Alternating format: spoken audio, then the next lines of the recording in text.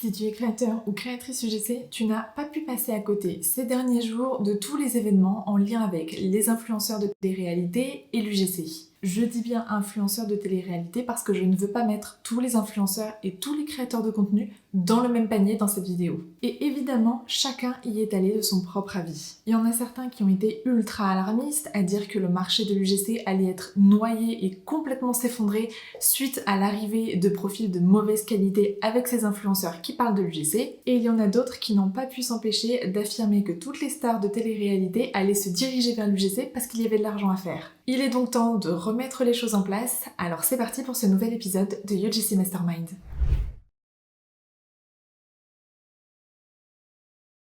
Avant de vous partager mon propre avis sur les événements et les conséquences que cela pourrait avoir sur le marché de l'UGC, j'aimerais d'abord revenir sur les faits pour être sûr qu'on parle tous bien de la même chose. Revenons donc à il y a environ une semaine, au moment où cette vidéo sortira, il y a une influenceuse / star de télé-réalité qui s'appelle Anaïs Quadratus qui publie une série de vidéos pour teaser une conférence qui aura lieu le 17 juin 2025 où elle annonce un énorme projet. Le soir de cette conférence, Anaïs démarre son live en nous annonçant qu'elle va partager une opportunité qui, je cite, nous permettra d'atteindre la liberté grâce à une activité en ligne épanouissante et profitable. Pour moi, le premier problème qu'il y a sur cette toute première slide, c'est le point où elle dit qu'il n'y a pas besoin d'avoir de compétences. Et vous allez voir que finalement, toute la conférence est un petit peu une accumulation d'amalgames et de non-sens comme celui-ci. Et comme beaucoup l'avaient deviné à l'annonce de cette fameuse conférence, au bout de plus d'une heure de live, Anaïs nous annonce que cette opportunité s'appelle l'UGC. J'ai écouté cette conférence et j'ai relevé quelques points qui pour moi me dérangent en tant qu'experte UGC et je vous les partage. On entendra notamment que l'UGC c'est pour les marques qui ne veulent pas de fausses photos.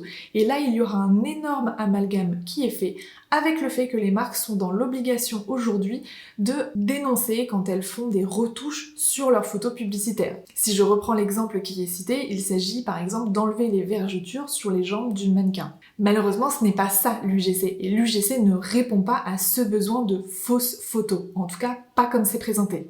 On entendra également que tu n'as pas besoin de créer un compte sur les réseaux sociaux en faisant de l'UGC, ce qui est totalement faux et ce qui d'ailleurs souligne le manque d'expérience d'Anaïs sur le sujet de l'UGC, puisque Instagram et TikTok sont les moteurs de recherche principaux qui sont utilisés par les marques, les agences, les créatifs stratégistes pour trouver des profils. Donc tu as bien besoin d'un profil, mine de rien. J'ai également entendu que tu n'es pas obligé de te montrer pour faire de l'UGC. Et dans ce cas-là, à quoi sert le U dans UGC ? Évidemment, le pompon sur la Garonne et ce qui a fait énormément parler, c'est qu'à la fin de la conférence, Anaïs dévoile son projet qui s'appelle The Next Level Academy, qui n'est autre qu'une formation pour apprendre à faire de l'UGC. Pour promouvoir sa formation, elle va évidemment mettre en avant le fait que cela fait 10 ans qu'elle travaille sur les réseaux sociaux et que, je cite, cela lui permet d'accompagner et de guider pour créer des UGC percutants. Malheureusement, pour moi, tu ne peux pas utiliser l'argument que cela fait 10 ans que tu travailles en tant qu'influenceuse sur les réseaux sociaux pour justifier le fait que tu connaisses l'UGC et que tu es capable de former quelqu'un à de l'UGC. Donc justement, on va creuser et on va voir quelles sont les différences entre l'influence et l'UGC.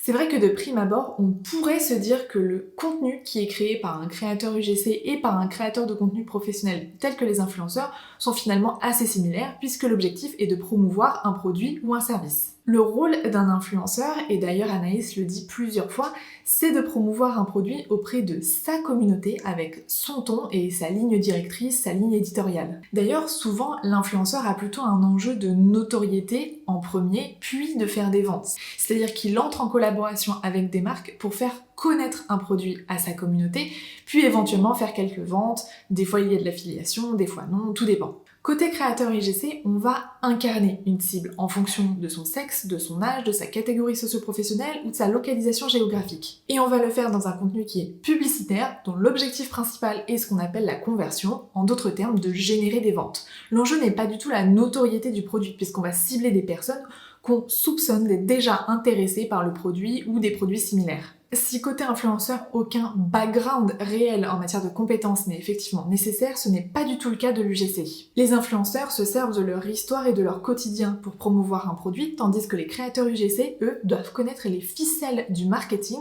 pour réussir à promouvoir un produit. Il y a aussi la question qu'un influenceur, entre guillemets, a déjà sa communauté qui est fidélisée, qui est à l'écoute et à qui il peut plus facilement présenter un produit. Côté UGC, il faut apprendre à connaître la cible à laquelle on va s'adresser, savoir l'incarner parfaitement pour avoir des résultats concrets et ça demande des compétences très spécifiques. Et pour moi, c'est là toute la grande différence qu'il va y avoir entre l'UGC et l'influence, c'est une question de compétences. Mais du coup, quelles vont être les conséquences de cette histoire sur le marché de l'UGC? Alors pour les coachs UGC, effectivement, ça va être une aubaine, puisque le fait d'avoir des influenceurs, des stars de télé-réalité qui commencent à parler de l'UGC, cela va amener énormément de personnes qui seront curieuses et qui voudront se former à faire de l'UGC comme un complément de revenu ou comme une activité à temps plein. Le problème pour les élèves potentiels, c'est que ça va être un peu la foire à la saucisse, tout le monde va y aller de son guide, de sa formation, de ses coachings, et que ça va être extrêmement difficile de se diriger vers des personnes qui sont pertinentes sur le sujet. Si tu es à la recherche d'une formation UGC au moment où tu regardes cette vidéo, je te conseille de te diriger vers l'Audis, vers Léana ou bien vers la formation UG Safe Place où je suis cofondatrice avec mon amie Julie. Mais de manière générale, ce que je te conseille pour choisir une formation, c'est tout d'abord de vérifier que la personne qui a créé la formation est bien créatrice UGC et surtout qu'elle est encore active dans l'UGC aujourd'hui, sinon elle ne pourra pas t'enseigner les nouveautés qui arrivent sur le marché. Et c'est d'ailleurs ce qui me pose personnellement problème avec le cas d'Anaïs Quadratus, c'est qu'on a une personne qui n'a jamais fait d'UGC, qui n'a jamais travaillé dans le cadre d'une collaboration UGC, mais qui veut t'apprendre à faire de l'UGC. Comme si un trapéziste t'apprenait à devenir pompier. Ça n'a strictement aucun sens. Du côté des créateurs UGC, on pourrait voir arriver des dizaines et des dizaines de nouveaux profils UGC sur le marché. Le problème, c'est que ces profils sont potentiellement formés par des personnes qui manquent de connaissances dans l'UGC, du coup on va avoir des profils qui ne seront pas forcément de très bonne qualité, qui risquent du coup de proposer des expériences négatives aux marques qui vont partir avec un a priori sur l'UGC, ou encore des personnes qui ne sont pas formées au tarif et qui vont proposer des prix complètement dérisoires aux marques qui ont besoin d'UGC. Et là, je vous vois grincer des dents, mais il faut se dire une chose, tous les marchés évoluent et des fois ils évoluent suite à des événements négatifs comme celui-ci. Le fait est que cela va forcer chacun et chacune à sortir un petit peu de sa zone de confort, à revoir son approche du business et à adopter la bonne méthode. Voici donc quelques conseils pour y arriver d'ici la rentrée de septembre. La première chose que je vous conseille, c'est d'adopter une véritable position d'expert. La différence dans un marché qui est saturé, c'est votre capacité à adopter une position d'expert sur un sujet particulier, en l'occurrence l'UGC. Il faut arrêter de se présenter comme un simple créateur UGC qui fait du beau contenu. Il faut apprendre à vous positionner, et ça je l'ai déjà dit et je continuerai de le répéter, comme un partenaire stratégique des marques. Vous devez être capable, en tant que créateur UGC, d'analyser des données démographiques ou psychographiques pour connaître votre cible et proposer des contenus qui sont ciblés.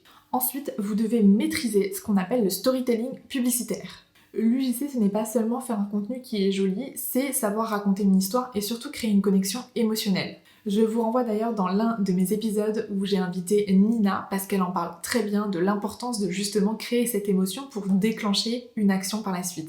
Et le dernier élément pour avoir cette position d'expert, c'est de vous assurer d'avoir un portfolio qui est professionnel. Aujourd'hui, dans les portfolios, ce n'est plus suffisant de montrer que vous êtes capable de faire un joli contenu avec une belle lumière, etc. ou de faire des beaux montages. Il faut aussi montrer les résultats que vous êtes capable d'apporter en tant que partenaire. Ça passe par le fait de partager les données de vos contenus. Et je sais que parfois, il est compliqué d'avoir ces données de la part des marques, mais vous devriez vraiment pousser en ce sens.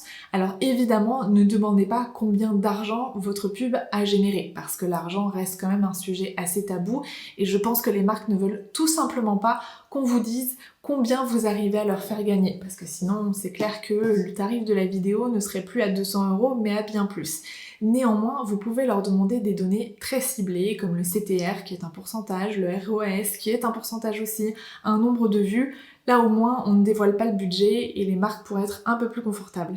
Évitez d'envoyer un message en disant est-ce que vous pouvez me partager les données de ma vidéo parce que ça ne fait pas du tout pro, c'est quelles données, etc. Et puis la personne avec laquelle vous échangez, souvent c'est pas celle qui est à l'origine de la publicité. Vaut mieux lui faire un mail en lui disant je veux ça comme données, mais qu'elle pourra ensuite forward à la personne qui est pertinente sur le sujet.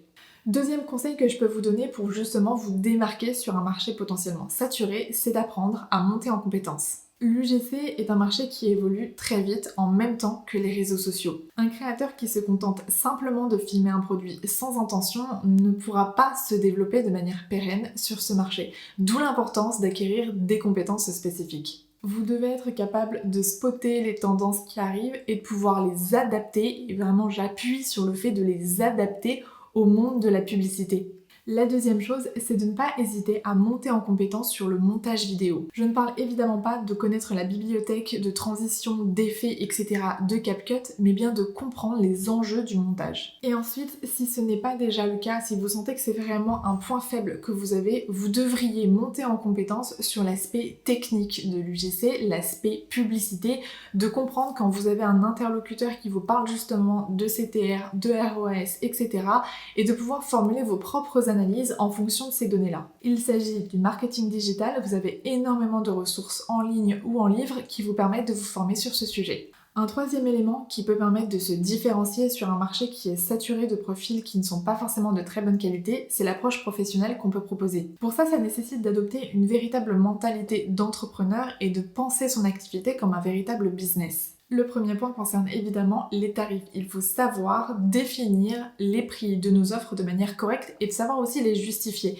Parce que c'est pas tout de se dire la voisine elle fait la vidéo UGC à 200, alors moi je vais la faire à 190, comme ça je suis un peu moins chère. Non, c'est combien de temps tu y passes, quelles compétences tu proposes, et donc en fonction de tous ces éléments, j'ai tel tarif. La deuxième chose, c'est de vous professionnaliser en matière de processus. La grande différence qu'il va y avoir entre un profil qui vient d'être formé et quelqu'un qui a un petit peu plus d'expérience, c'est justement la fluidité de la collaboration, parce qu'elle a des processus qui sont clairs, parce qu'elle a des briefs qui sont déjà faits, elle a des contrats qui sont déjà faits, elle sait déjà comment tout fonctionne.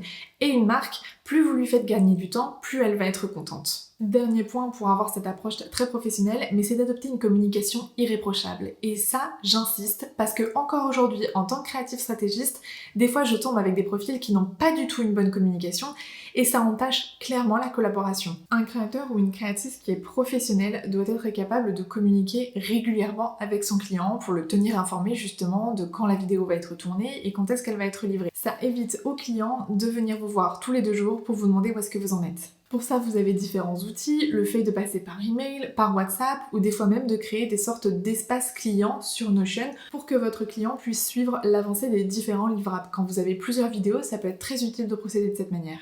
Quoi qu'il en soit, le fait de parler régulièrement avec votre client permet déjà d'anticiper ses besoins, permet des fois d'ouvrir la porte à d'autres collaborations alors que votre collaboration actuelle n'est pas terminée, et elle permet aussi tout simplement de soulager votre client, de lui faire comprendre qu'il peut compter sur vous de manière aveugle, qu'il vous laisse faire et que de toute façon tout sera livré en temps et en heure. L'enjeu de cet épisode était de revenir sur cette histoire pour vous faire comprendre qu'il est très important de comprendre comment se démarquer d'autres créateurs. La clé qui, selon moi, va différencier les créateurs UGC qui dans un an n'existeront plus ou auront baissé les bras de ceux qui seront toujours là et continueront de délivrer un travail de qualité aux marques, c'est justement la capacité à combiner les compétences techniques, un positionnement clair et surtout une approche professionnelle. J'aimerais terminer cet épisode en apportant une dernière indication sur la formation The Next Level Academy proposée par Anaïs, suite à une vidéo publiée par Amélie, la cofondatrice de UGC Elite Academy. Le problème, c'est qu'Anaïs nous dit dans sa conférence que cela fait 9 mois qu'elle travaille sur son projet. Sauf qu'il y a 1 mois et demi, elle n'y connaissait rien à l'UGC. Alors que s'est-il passé auparavant? Il semblerait donc que dans un cas, cela fait effectivement 9 mois qu'elle travaille sur le projet, mais dans ce cas-là, elle a demandé à une concurrente qui elle aussi a une formation UGC de pouvoir voir le contenu de sa formation. Mais en tout cas, ce n'est pas correct et je doute même que ce soit légal. Et dans l'autre cas, elle a baratiné pendant sa présentation. Cela ne fait pas 9 mois qu'elle travaille sur le projet, mais environ 1 mois et demi après cette rencontre avec Amélie. Et le contenu de sa formation, je ne l'ai pas vu donc je mets des gros guillemets, mais serait potentiellement inspiré grandement de ce qu'il y a dans UGC Elite Academy. Alors évidemment, je n'ai rien avec le fait que des influenceurs se décident à se diriger vers l'UGC, même si pour moi ça pose problème puisqu'un créateur UGC a la particularité d'incarner monsieur et madame tout le monde, ce qui n'est absolument pas possible avec un influenceur dont le visage est connu et reconnu par des milliers et des milliers d'utilisateurs. Donc il n'y a pas à craindre que des influenceurs se dirigent vers l'UGC, puisque en fait ce n'est pas possible, puisqu'un influenceur ne peut pas incarner une cible comme si c'était monsieur et madame tout le monde. Et puis surtout, on connaît son compte Instagram, on connaît sa présence en ligne, on connaît son quotidien. Donc quand tu vois passer ça dans ton feed, en termes de publicité, tu te dis bon, c'est une sponsorisation, c'est un influenceur. Mais en même temps, ce sont deux objectifs différents. Donc je ne pense pas que ces deux mondes vont entrer en collusion, que l'un va manger l'autre ou que l'un va remplacer l'autre. Ce n'est pas possible. Et pour finir, je dirais que je suis pas particulièrement dérangée par le fait que des influenceurs, ou des stars de télé-réalité en l'occurrence, parlent de l'UGC, parce que ça permet de faire connaître cette opportunité qui reste quand même un très joli métier. Néanmoins, ce que je reproche, c'est la manière dont c'est fait, parce qu'en fait, on donne pas toutes les informations. Et le problème, c'est que les personnes qui ont écouté Anaïs lors de sa conférence, qui vont décider de se lancer dans l'UGC, ce sont des personnes que moi je vais recroiser dans 5-6 mois, qui seront démoralisées parce qu'elles ont l'impression de pas y arriver, qui seront déprimées parce qu'elles ont investi dans du matériel et on ne leur a pas dit comment faire, qui vont vouloir baisser les bras parce qu'elles n'ont pas réussi à avoir leur collaboration. Et en fait, en termes de mindset, c'est vraiment négatif et je trouve ça extrêmement dommage d'en arriver là. Nous verrons donc comment ça évolue. C'est donc la fin de ce nouvel épisode de UGC Mastermind et c'est d'ailleurs la fin de cette première saison de UGC Mastermind comme je l'annonçais en story. Un immense merci à toutes les personnes qui m'ont suivi depuis le mois de novembre à chaque nouvel épisode, au départ sur Instagram, puis sur cette chaîne YouTube. Merci également à tous les invités qui ont accepté de venir sur mon plateau virtuel de UGC Mastermind pour transmettre aussi leur savoir-faire et leurs connaissances de façon gratuite et accessible. C'est vraiment l'enjeu de cette série. Je vous donne rendez-vous soit à la rentrée, soit en janvier, je ne sais pas encore, pour la saison 2 de UGC Mastermind. En attendant, je vous fais plein de bisous. Je vous invite à regarder tous les autres épisodes pour bien préparer votre lancement si vous êtes sur le point de vous lancer dans l'UGC d'ici septembre. Il y a énormément d'informations qui sont intéressantes et évidemment, je réponds toujours à toutes vos questions en story et en DM sur Instagram. Je vous souhaite un très bel été et je vous dis à très vite. Ciao!